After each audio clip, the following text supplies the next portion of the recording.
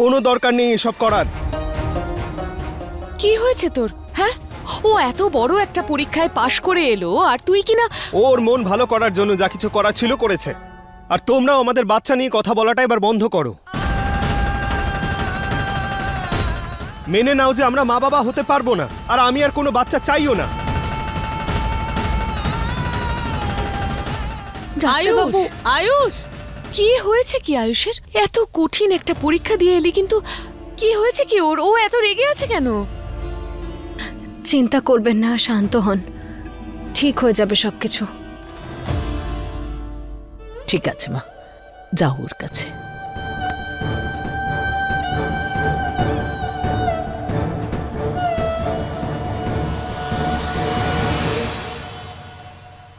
এই বিষয়ে আমরা অলরেডি কথা বলেছি। ভুলে যাও এই বাচ্চার জেদ এটা হতে পারে না, আর এই বিষয়টা এখানেই শেষ করো।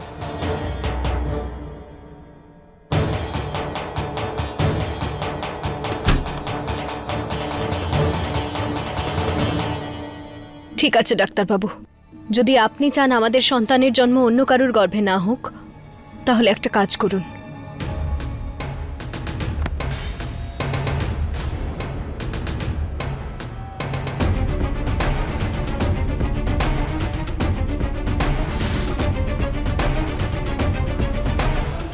তাহলে মুছে দিন আমার সিঁদুর।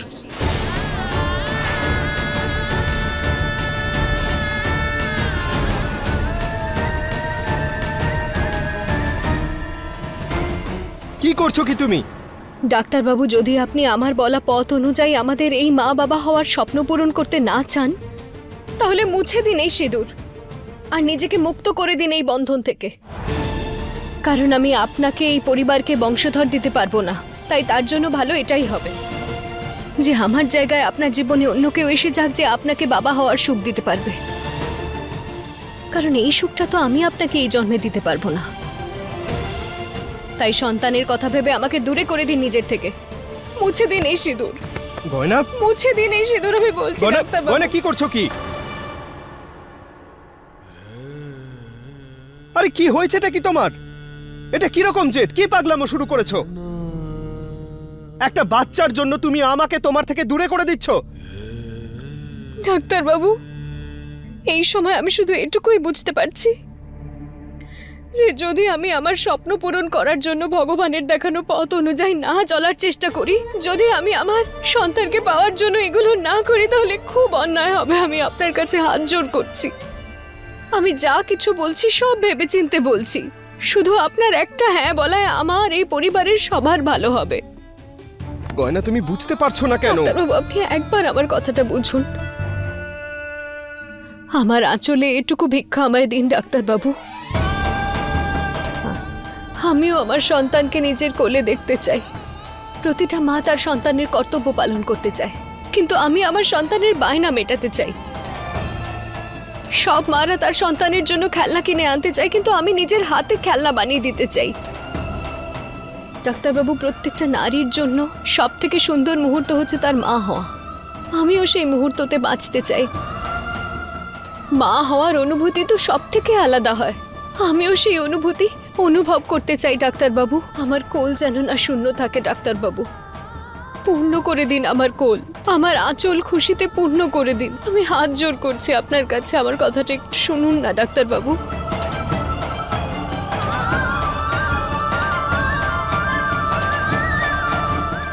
আরে তোমার স্ত্রী নিজের বাচ্চার জন্য আমার গর্ভ চাইছে।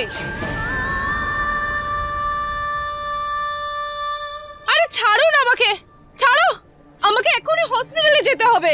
এই চুপচাপ এখানেই বসো।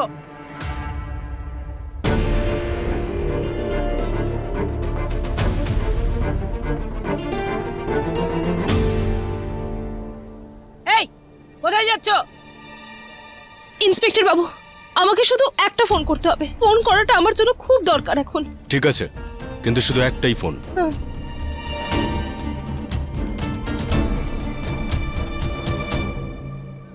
হ্যালো হ্যালো হ্যালো ডাক্তার বাবু, আমি কাজরি বলছি। এখনো কেমন আছে? ও শরীর ভালো আছে তো? না, ওনার শরীর ডিটোরেট করছে। তাড়াতাড়ি টাকার ব্যবস্থা করতে হবে আপনাকে, না হলে ওনাকে হসপিটাল থেকে বের করে দিতে হবে, আর আমরা ওনাকে বাঁচাতেও পারবো না। আরে এভাবে কি করে বার করতে পারেন ওকে? না না, এরকম আপনার। হ্যালো। ব্যাস, আর কথা বলা যাবে না, ঠিক আছে? এই যে ম্যাডাম, ভেতরে ঢুকিয়ে দিন ওনাকে। কিন্তু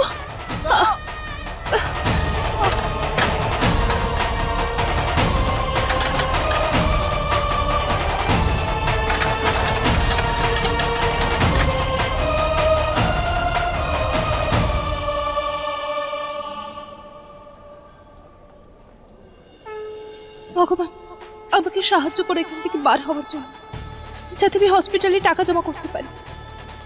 তো এতগুলো টাকার জোগাড় করবোটা কি করে? তোমার টাকার প্রয়োজন? আমি দেব তোমায় টাকা, শুধু তার জন্য তোমায় আমাকে সাহায্য করতে হবে।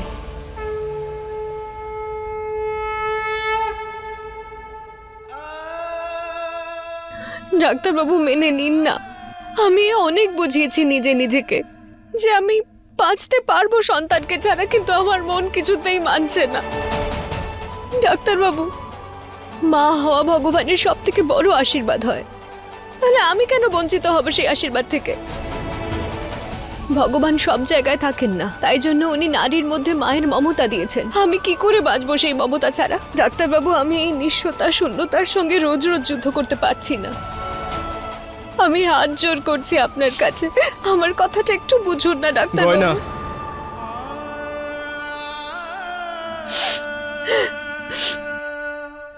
আমি সবকিছু সহ্য করতে পারবো, কিন্তু তোমার চোখের জল আমি সহ্য করতে পারবো না।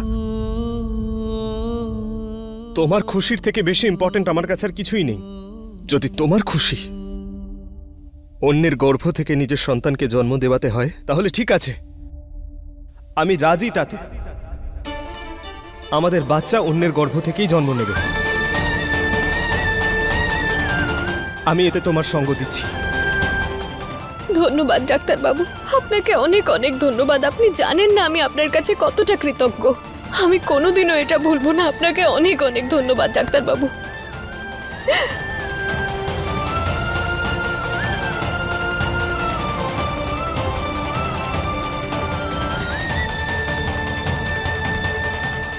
আর হ্যাঁ, এই সিঁদুর মোছার কথাটার কোনো দিন বলবে না। তুমি আমার স্ত্রী, আমি তোমাকে আমার থেকে কোনোদিন আলাদা হতে দেব না। সব সময় তোমার সঙ্গেই থাকবো।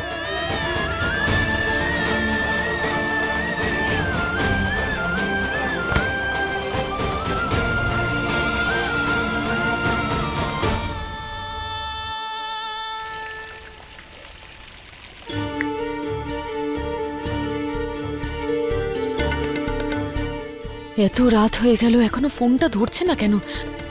মন্দির থেকে হঠাৎ চলে গেল, আর এখানে বাড়িতেও ফিরলো না। কোথায় গিয়েছে কে জানে এত রাতে।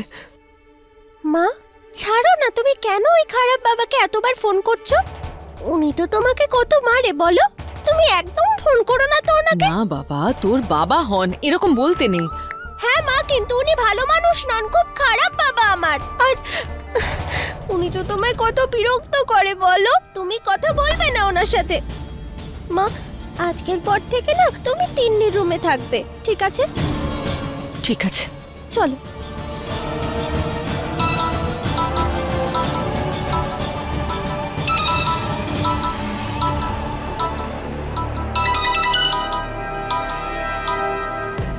কমলা ফোনটা কেন তুলছে না? একটু আগে তো ফোন করে করে মাথা খারাপ করে দিচ্ছিল, আর এখন ফোন করছি ফোন তুলছে না। এখন বৌদিও ওখানে অজ্ঞান হয়ে আছে, জানি না কি হবে। দিদিকে ফোন করি, ফোনটাও এখন বন্ধ হয়ে গেল। কি করে বাড়ির লোককে জানাই বৌদির কথাটা?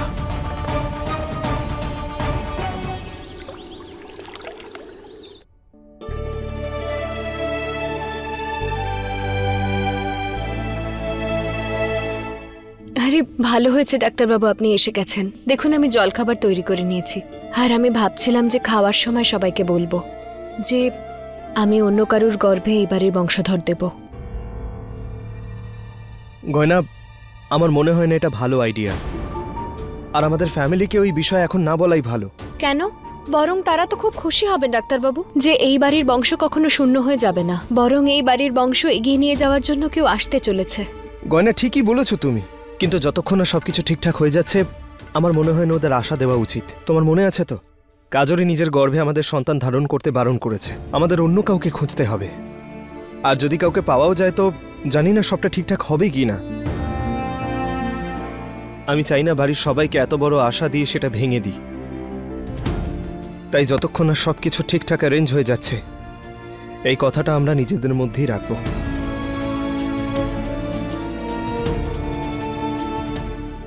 হ্যাঁ ডাক্তারবাবু, আপনি ঠিকই বলছেন। আমি সঠিক সময় এলেই সবাইকে বলবো। আয়ুষ, তোর বাবা কাল থেকে বাড়ি ফেরেনি। আমি কিচ্ছু বুঝতে পারছি না সে কোথায় গেছে। আমি যখন ওকে ফোন করলাম ফোন ধরলো না, আর যখন ওর ফোন এলো তখন আমি ধরতে পারলাম না। তাহলে তুমি আরেকবার ফোন করে দেখো। আমি ওকে ফোন করেছি কিন্তু এখন ফোনটা সুইচ অফ বলছে। আমার খুব ভয় করছে, আমি কিচ্ছু বুঝতে পারছি না যে ও কোথায় চলে গিয়েছে। মা চিন্তা করবেন না, বাবা চলে আসবেন, আপনি শান্ত হন। তবুও তোমার মন শান্তির জন্য আমি পুলিশে কমপ্লেন করছি। মা আপনি জল খান।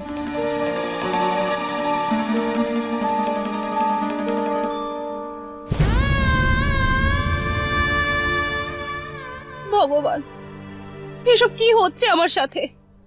আমি তোমাকে কি বলেছিলাম? আমার লক্ষ্মীর ভার টাকায় ভরে যাওয়ার দরকার, আমার জীবনে কষ্ট হতে নয়। কিন্তু তুমি আমার সাথে এরকম কেন করছো বলো? আমি তো প্রত্যেক সপ্তাহের মঙ্গলবার আর বৃহস্পতিবার তোমার কাছে আসি, বলো। বরং আমি তো তোমাকে ডবল প্রসাদ দিই, তোমারও তো আমাকে ডবল খুশি দেওয়া উচিত, তাই না? ডবল কষ্টই বা কেন দিচ্ছ? ভগবান, আমি কিছু জানি, তোমাকে আমাকে সাহায্য করতেই হবে, না হলে আমি তোমার সাথে কখনো কথা বলবো না, হানি করে দেব। ভগবান প্লিজ আমাকে একটা উপায় বলো, যার থেকে আমি এই জেল থেকে বাইরে যেতে পারি আর অনেক টাকা জোগাড় করতে পারি, প্লিজ।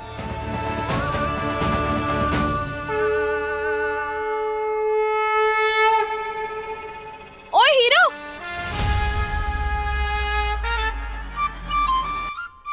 তুমি তুমি এখানে কি করছো? আরে স্যার, আমি তো এখানে পিকনিক করতে এসেছি। এসো এসো, তুমিও ভেতরে চলে এসো, খাবো দাবো নাচবো গাইবো, আবার কি কি?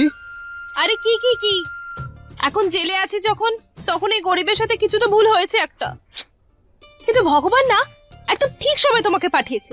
এখন তোমাকে আমাকে সাহায্য করতে হবে, বলো না ওদের আমাকে এখান থেকে বাইরে বার করো। আরে আমি কেন বের করব তোমাকে? আমি তো জানি না তুমি কি অপরাধ করেছো। অপরাধ কি করেছি মানে? আরে স্যার, হ্যাঁ আমাকে দেখে চোর মনে হচ্ছে নাকি? হ্যাঁ নাকি খুনি লাগছে? আর কিরকম মানুষ তুমি? হ্যাঁ আমি যে তোমাকে এত সাহায্য করলাম, কিভাবে আমি তোমার বউকে বাঁচালাম, আমি তোমার এত সাহায্য করলাম আর তুমি আমাকেই সাহায্য করতে চাইছো না? সত্যিই কথা বল, তোমাদের মতো বড় লোকরা না কারোর আপন হয় না। আরে আয়ুষ্মান, তুমি এখানে এত বছর পর? আরে মেহুল তুই? আমি তো জানতাম না তোর পোস্টিং এখানে হয়েছে। হ্যাঁ, এটা আমারই পুলিশ স্টেশন। তাছাড়া তুই এখানে কি করছিস? কোনো কাজ ছিল নাকি? স্যার, ও আমাকে ছাড়াতে এসেছে, বলো না। আয়ুষ্মান, তুই এই চোরকে চিনিস নাকি? কি? ও চোর? আমি জানতাম। ওই দিন আমার ফোনটা ভুল করেছিল না, তুমি চুরি করেছিলে। আরে স্যার, ওটা তো অনেক পুরনো ব্যাপার, তাই না? ওসব কিছু মনে রাখতে নেই, ভুলে যেতে হয়। হ্যাঁ, তাছাড়াও টাকা কামানোর জন্য কাজ তো কিছু করতেই হবে, তাই না? যেরকম তুমি কাজ করো সেরকম আমি। বাদ দাও না স্যার, দেখো এই সমস্ত কথা না মনে রেখো না। যদি মনে রাখতেই হয় তাহলে সেই কথাটা মনে রাখো, কিরকম ভাবে তোমার স্ত্রীকে আমি বাঁচিয়েছিলাম। দেখো স্যার, এই মুহূর্তে তোমার সাহায্য আমার দরকার, আমি উপকার করেছিলাম তোমার। হ্যাঁ, আরে কি ভাবছো তুমি? বার করো না এখান থেকে আমাকে, আমি কত উপকার করেছিলাম তোমার, আর তুমি এটুকু করতে পারবে না? হ্যাঁ, আরে চুপ।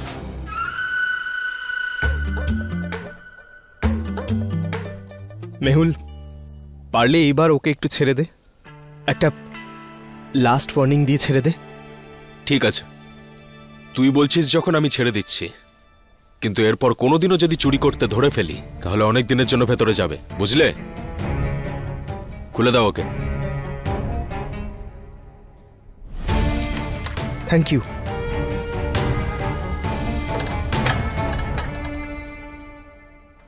Thank you sir, thank you sir.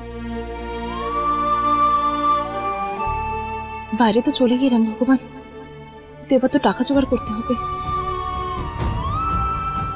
আসছি আমি। কি বলছো কমলা? রাঘবের খোঁজ পাওয়া যাচ্ছে না, কোথায় গেল? জানি না দিদি, কাল রাত থেকে তো ও বাড়িই ফেরেনি, আর এখন তো ওর ফোনটাও অফ বলছে। আয়ুষ গেছে পুলিশ স্টেশনে রিপোর্ট লিখতে। আমি তো কিছুই বুঝতে পারছি না কমলা, রাঘব এইভাবে না বলে কোথাও যায় না। দুশ্চিন্তা করবেন না, ডাক্তারবাবু গেছেন তো রিপোর্ট লেখাতে, উনি চলে আসবেন তাড়াতাড়ি। রাঘব?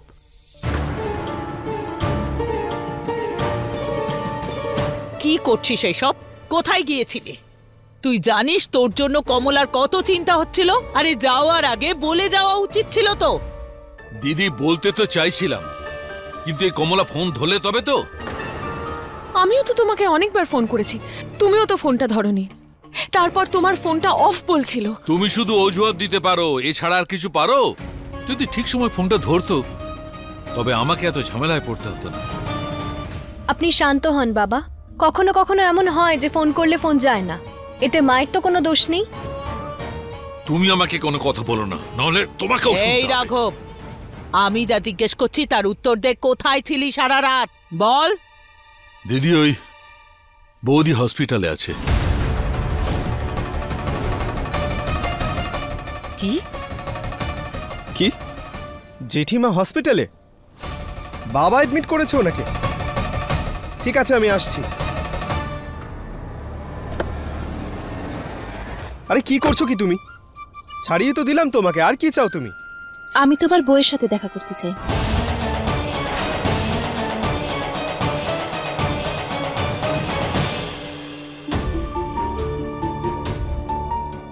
কি হয়েছে? সব ঠিক আছে তো? জেঠিমা ঠিক আছেন তো? হ্যাঁ হ্যাঁ আয়ুষ্মান, টেনশন করিস না, এখন বড় বউ ভালো আছে। জ্ঞান ফিরলে দেখা করে নিস, ঠিক আছে? ঠিক আছে। আরে কমলা, একটু শোনো।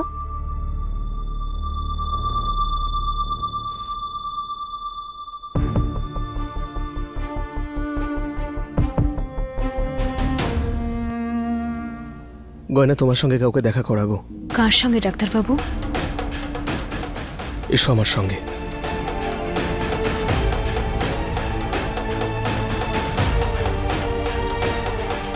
ডাক্তারবাবু কি হলো? কার সঙ্গে দেখা করাতে নিয়ে যাচ্ছেন আমায়? 1 মিনিট।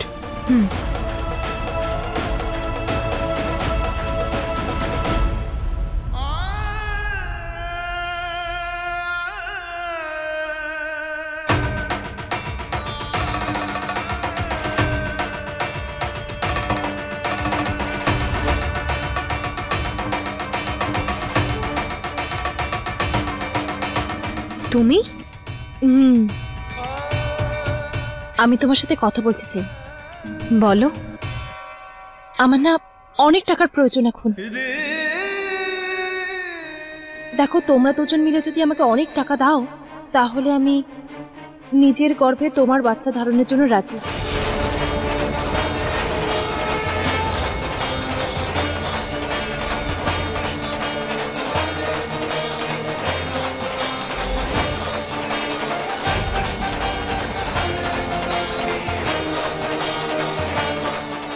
আমি জন্ম দেব তোমাদের দুজনের বাচ্চাকে।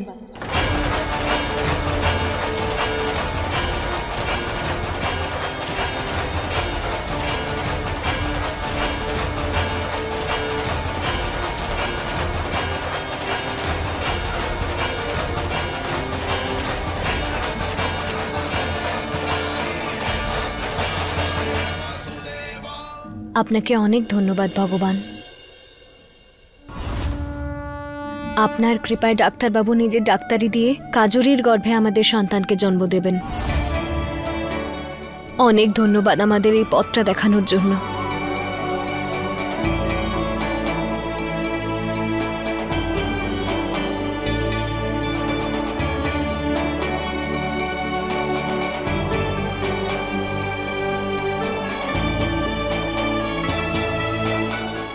এইবার তুমি খুশি তো? হ্যাঁ ডাক্তারবাবু, আমি খুব খুব খুশি। এবার আপনি দেখবেন সবকিছু ঠিক হয়ে যাবে। গয়না তুমি তৈরি তো এটা করার জন্য? ডাক্তারবাবু, আমার মন তো মানছে না, কিন্তু আমাদের কাছে অন্য কোনো পথও নেই, তাই আমি প্রস্তুত এই পদক্ষেপটা নিতে।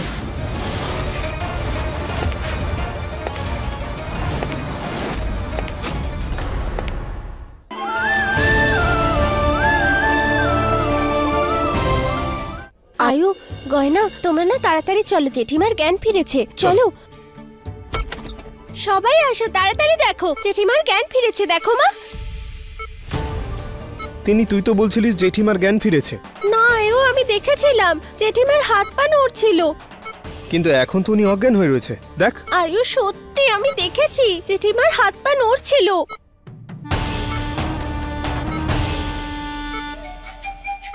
তিন্নি, জ্ঞান আমার অনেকক্ষণই চলে এসেছে, কিন্তু তুই দেখে ফেলেছিস। আমাকে শুধু নাটক করে যেতে হবে যাতে আমাকে বাড়িতে ফিরিয়ে নিয়ে যায়। দেখেছো দেখেছো তোমরা, এক্ষুনি জেঠিমা চোখ খুললো। আমি যেই ওনার দিকে তাকালাম সেই চোখটা বন্ধ করে নিল। এই চুপ, তোর চোখ না বোতাম? কখনো বলছিস হাত পা নড়ছিল, কখনো বলছিস চোখ খুললো। রাঘব, গয়না তুমি তৈরি তো এটা করার জন্য? ডাক্তারবাবু, আমার মন তো মানছে না, কিন্তু আমাদের কাছে অন্য কোনো পথও নেই, তাই আমি প্রস্তুত এই পদক্ষেপটা নিতে।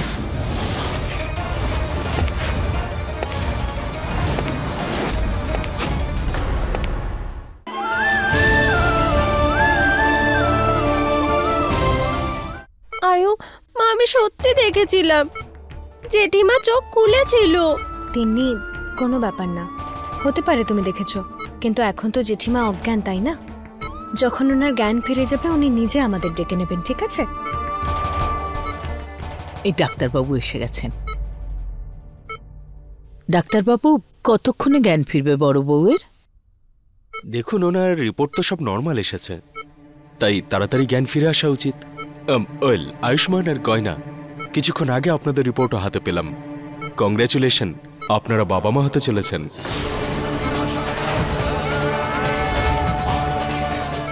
হে ভোলানাথ, কি